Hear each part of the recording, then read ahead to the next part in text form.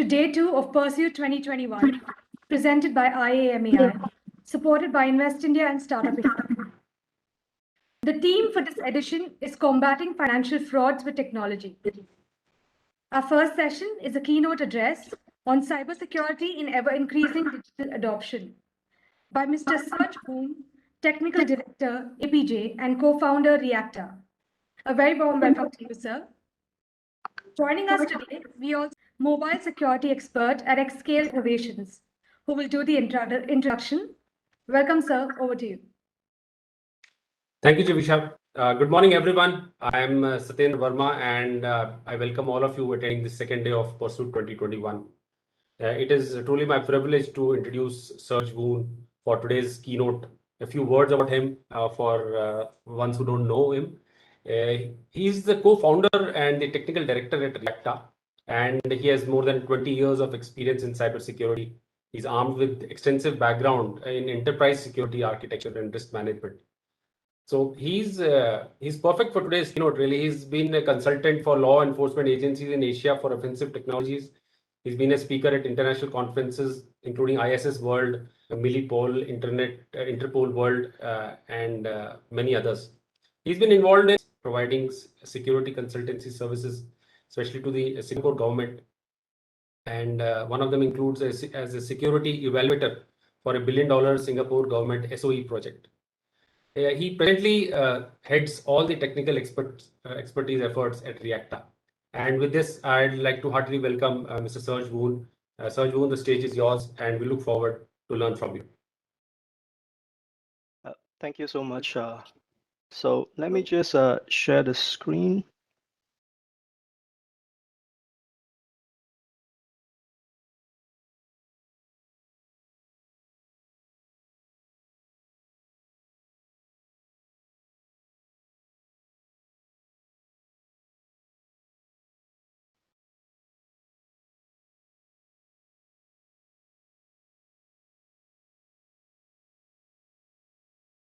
May I just confirm whether you can see the screen? We can see. Great, thank you so much. So a very good morning to everyone. Thank you all for rising so early today for this conference. I guess that you have a very fruitful conference yesterday, and is looking forward, to attending more and more sharing from my esteemed guest speakers for today's sessions. For me, I think the great topic to kick off the day is to maybe highlight some of those threats that we see, especially when we have more and more businesses, consumers, as well as enterprises and government going to the cloud, embracing the digital platform. Right. So while we are moving a lot of assets once physical to the digital realm, we face a different challenge. So you no longer have theft that comes into your premise to steal specific assets, because now they're all shifted to the cyber realm. But having said that, you may have cyber attackers that's aiming and garnering at your crown jewels, which you need a different kind of protection, right? So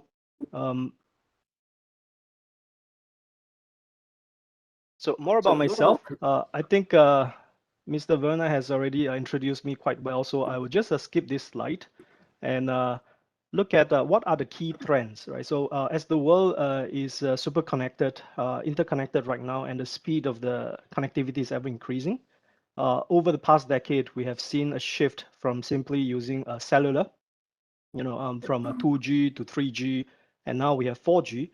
And some places, or in fact, in some of the states, probably in India as well, you may have also 5G.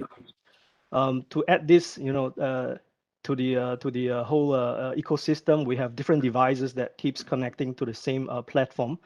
Traditionally, we have the PCs, the servers, all the big hardware that uses a lot of computational resources. But now we also have small devices. Like a lot of people now all own at least one mobile phone. Some of you have 2 or 3. We have IoTs, we have small little devices that needs to be connected for a smart city, for intelligence, for feeding information to something else. So there is always a need to connect to the other devices or to a platform. but that also introduces a different kind of risks. So hackers are now becoming more and more innovative in terms of breaching organizations, because there are more different doors of entry, and then we're taking control of proprietary information and holding this organization for ransom. So that's a common sign that we see. In fact, a study in Accenture shows that the value at the risk of cyber attacks amount to at least $5.2 trillion by 2023, which is very close to us now. So this amount will ever increase, and in times to come, you can see maybe twofold or threefold. So how do we, cater for such defenses against attacks that could come in many places and in many angles? So we have also seen, headline news which shows the impact of cyber breaches that brings to every industry vertical. So traditionally, when you're in specific verticals, you may think that, oh, I'm not a hot target, or maybe I don't have, valuable information that the attacker wants, or maybe I don't have customer information because I'm serving just a few high-value customers, and they are not, the masses or the public. But this is not the case anymore. You can see that every vertical suffers some kind of attack. Like, for example, just to quote you a few instances where you can see that years ago there is the Maersk attack that cost Maersk Line at least 250 to $300 million when they are being hit by the NotPetya ransomware. And also sometime back we in Singapore we also have the SingHealth data breach. Doesn't cost that significant amount of money. But it means that a lot of our citizens' information, including healthcare information, has been leaked. That includes the Prime Minister's data as well. And we also see that Equifax data breach in the US, which sees almost $145 million in this what do you call that, the American affected. So we can see the number of cost is increasing. Of course, if the organization is big, you will see the cost will linearly increase with the size of the organization. But not only that, but the implication that that will follows after, because if an organization has been breached, it is the organization's duty to recover from it and to move on. But the implication also means that the normal citizens and the public will be affected as well. And these kinds of implication may not be able to remove or may not be able to recover even in the long run.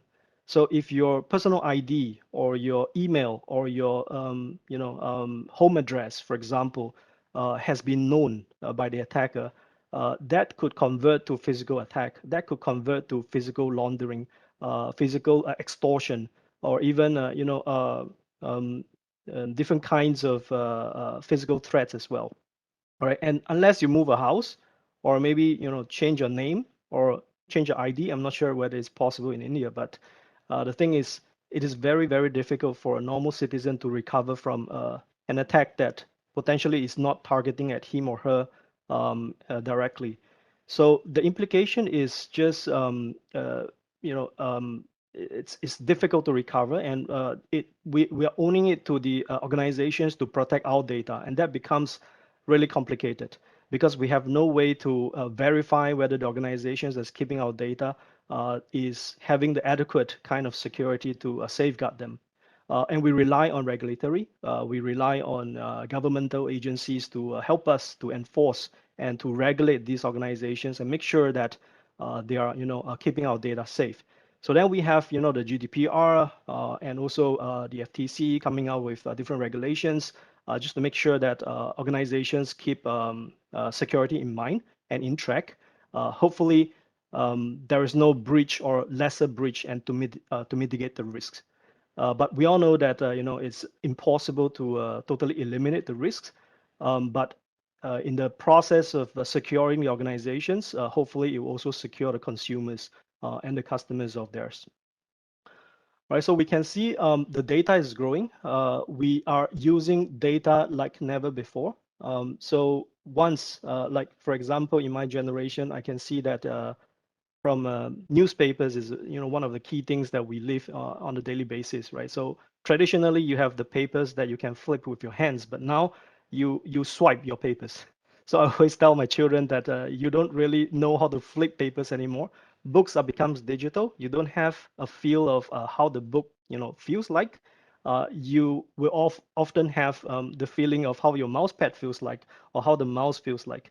So it's a different generation. We see a lot of physical stuff actually becomes digital, and that means that the consumption of data is increasing.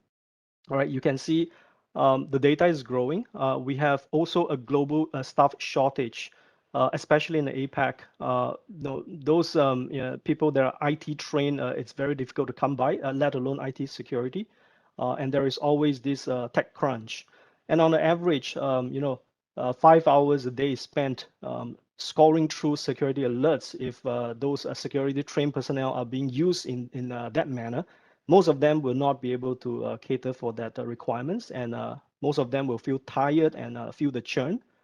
And if you look at it, every 39 seconds, as part of the survey, a cyber attack occurs. So how would the human be able to keep up with such a pace, knowing that we're just going to be worst because of the rise in the data and the tech crunch that we are facing at the moment? So some other surveys that tells us some really alarming surveys, like for example, from AV Test, we can see that there is actually 137 million new malware samples in 2020. So that equates to what, 375,000 new malwares per day. And we're talking about new malwares. So it is impossible for a human or even a team of humans to cater for such threats. And if you rely on a solution to help you, that solution, better have a huge database to keep track of all these latest and upcoming threats. Because if you multiply this by 10 years, the data is just going to be huge, and our PC is not able to cater for that kind of data storage. So it is not just a rising in the threats, but also the tech crunch, but also the resources that we use and the solutions that we use are not able to keep up with the pace of the threats. And almost 50% of the PCs, the business PCs, will be, reinfected at some point in time if, let's say, they have already been breached before. What is the reason for this, right? So you might, be wondering if an organization has been breached. Most likely, there will be a lot of effort that's being, enforced and also being put in place to make sure that a second breach, obviously not of the same kind, will happen again to the organization. But this is not the case because most of the time, we are scoring resources to find, and fight the fire, I call that, to be able to solve the problem at hand. But we often forget that, after the problem has been solved, let's look at a long-term strategy to prevent that breach from happening again. Right. Once the problem is solved, everybody is like, okay, now the issue has been closed and let's move on. But there is no long-term strategy to put, in place a security check or a security balance to make sure that such things never happen again. And this is the problem. So that's why a lot of organizations will be re-breached again almost in the same year or even in 1 or 2 years later by the same hacking crew or by the same attack group. So let's just take a look at, how much time does the attacker needs to breach the organization. So usually, for myself, I have a cup of coffee every day, and that takes about maybe 5-10 minutes. So that's actually the amount of time for an attacker to breach your organization.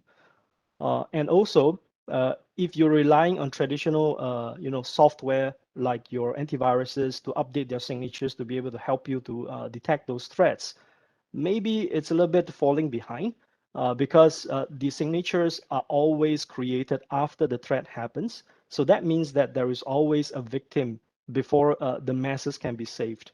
But you're just praying that you're not a victim or not the first few victims, right? So this will always lag behind. And of course, if you're an organization that is actively looking out for threats and probably have some new tools to help you to do that, it also takes a significant amount of time to understand if you already have a threat that is, harvesting within your organization.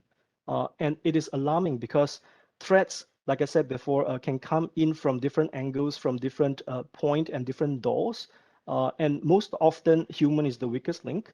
So therefore, it is very easy to exploit the human and gain entry to the organization via the humans, endpoints, we call that, or handphones, or servers, or even PCs. So let's take a look at a case study. I'm not sure whether you know about this Kaseya ransomware attack. Basically, it's a ransomware attack from the Revo hacker group that's targeting Kaseya, which is a software company that does IT management software. So they found vulnerabilities to gain access to the Kaseya VSA application and use it as a conduit to spread malwares.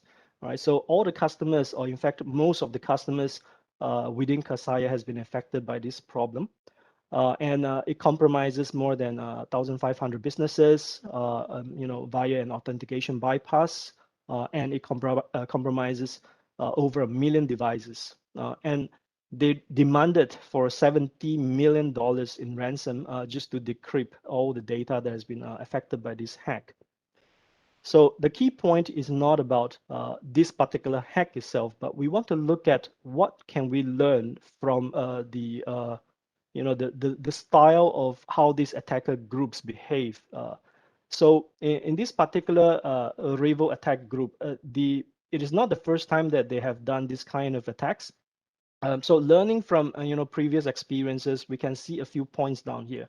So there's actually extremely extensive effort that is used by the hacker group to done research on the target's information.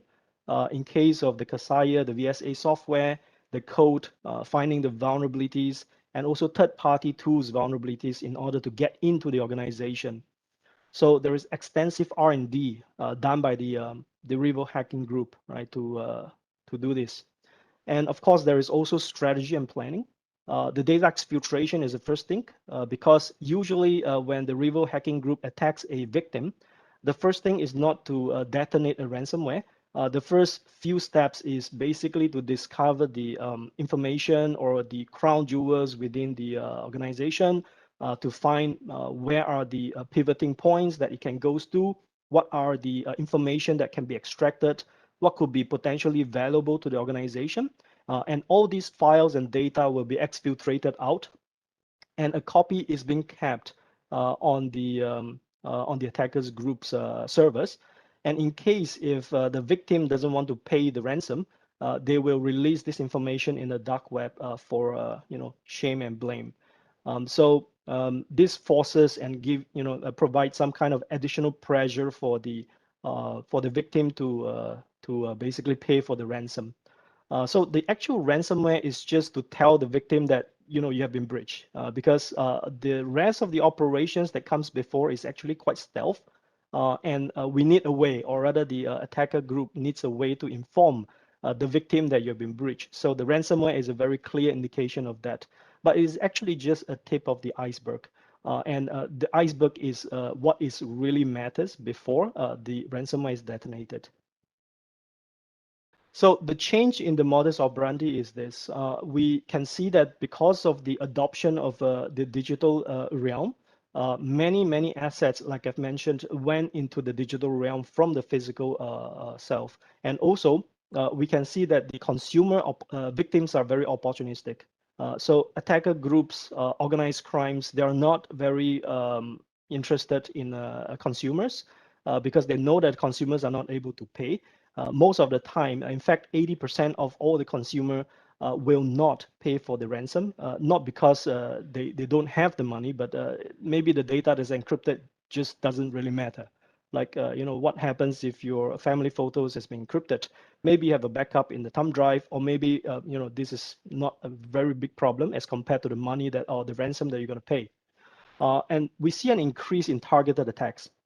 And that means that the attacker group spends a lot of effort in understanding the organization to craft special emails that focuses on the business of the victim and entice the victim to basically double clicks on the malware or the Trojan or the ransomware to be infected. So there's actually a lot of social engineering involved because most of the time the users that they're targeting are not security aware.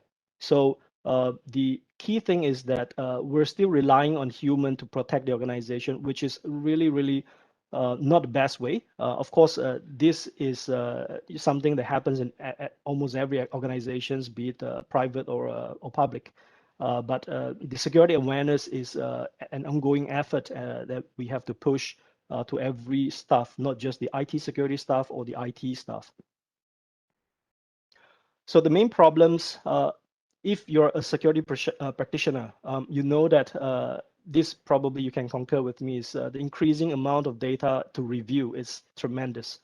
So you have lack of resource. You only have like 8-9 hours a day to do your work, and the data that you have to look through is just humongous, and you don't have the right tools to help you to make this easy for you, and that leads to employees churn, and you are not able to effectively identify threats among all this noise, and you cannot respond to the cyber threats, and you cannot recover from breaches, right? So as we all probably will be familiar with this quote from Sun Tzu, if you know the enemy and know yourself, you need not fear the results of 100 battles. Now, the key thing is that most organizations know their enemy too late. All right, so most organizations also sometimes knows themselves, but they don't know their friends. So what do I mean by friends, right? So we're all interconnected. Most of the software, in fact, 90% of all the software that is used by your organizations doesn't belong to you. So when you power on the PC, you're using a Microsoft, unless you work for Microsoft, of course, but most of us don't. So you power on the PC, and most of the time, the operating system doesn't belong to your company. The word processing application doesn't belong to your company. The financial records or the financial crunching data applications doesn't belong to your company. And there's pretty much more. There's only specialized application that's created by your company is used, not probably by your company, but your consumers and your customers. So that becomes an issue that even if you know yourselves, how do you know your friends and make sure that they are safe and therefore you are safe? So there are actually quite a number of examples that we can see. Of course, from the Kaseya attack, we know that people that trust Kaseya will trust Kaseya, but the problem is that through the supply chain, they are being implicated as well. And of course, the famous SolarWinds hack also impact a lot of organizations. So that is the result of not able to know your friends because your friends may be breached, and the implication is that you are being, involved in this breach.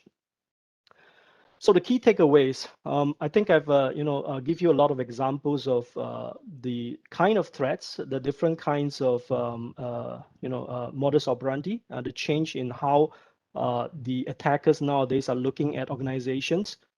So the key takeaways are this.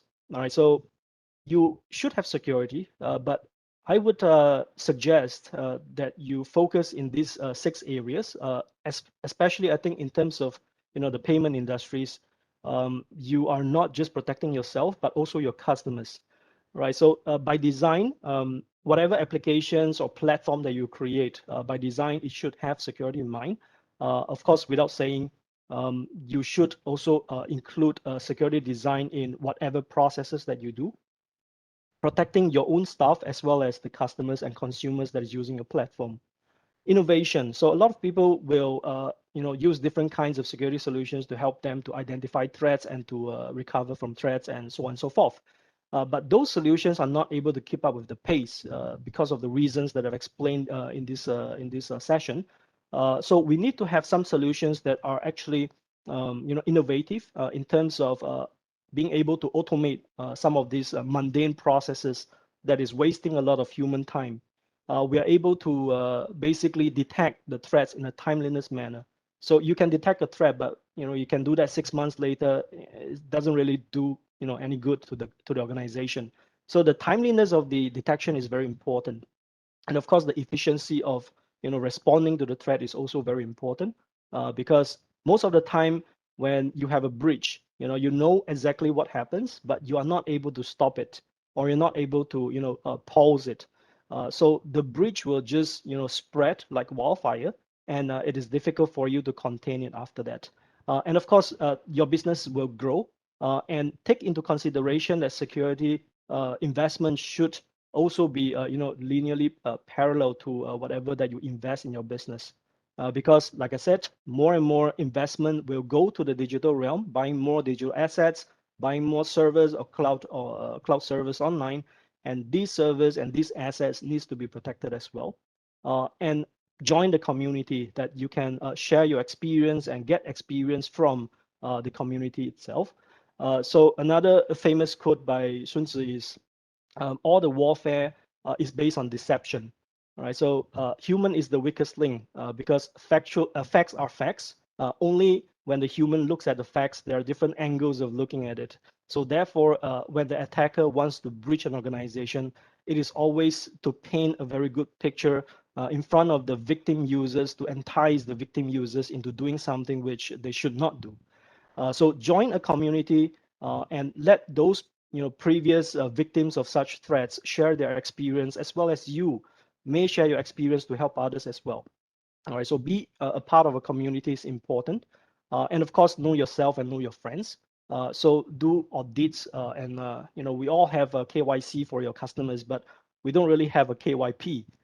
So you don't really know your partners, the software or your the software vendors that you are using.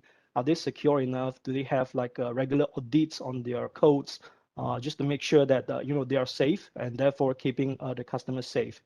And it is a culture. Every day we wake up, you look at the news, you see what is happening around in India, around the world, but make security news as part of your everyday news, because that will really help you in understanding what has been encountered, what is the modus operandi of the latest threats, and who knows, you might need this information at hand, and that will become a very useful tips for you. All right, with this, I think I will come to an end for my session. So I will invite any questions that you might have. All right, thank you very much, Mr. Woon, for the excellent talk that you gave. We just have 2 minutes, but I'll just combine 2 or 3 questions which are there from the audiences.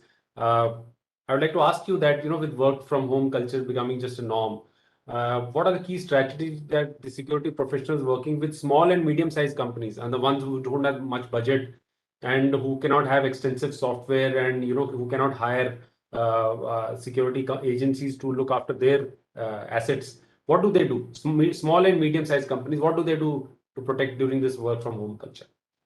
Yeah, I think it's a very tricky question because of the budget and also the expert in-house. So most of the time we rely on government initiatives. Like in Singapore, we do have the government sponsoring part of the cost of adopting digitalization or even security software. So therefore, it entices the companies to come on board to use the latest software, to use the latest services to be more secure. So that's one avenue. But if you're looking at in-house trying to settle the problem yourself, you probably have to wear the multiple hats. So I've served many customers that doesn't really have a security team, and they rely on the in-house IT team to do that. So that's where the community part is important. So as an IT professional, you might not fully understand security, but at the end of the day, if you have a bunch of friends within the community that can help you, that makes life more easy. Thank you, Mr. Woon. That was an insightful session and a great start to the day. Thank you, Mr. Woon and Mr. Verma, for taking time out to join us today. We truly appreciate it.